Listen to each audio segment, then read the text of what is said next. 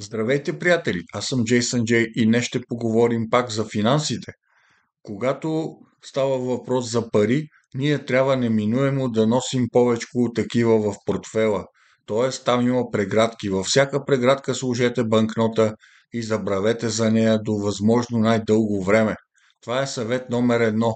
Съвет номер две е когато имате възможност или когато дойде приход допълнителен от допълнителен труд, заделяйте, слагайте още в тези преградки.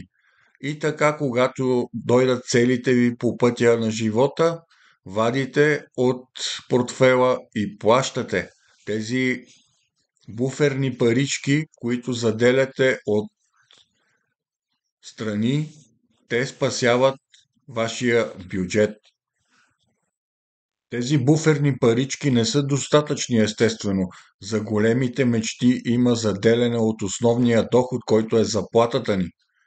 И това се случва, когато сме добросъвестни, добронамерени и наистина спестяваме.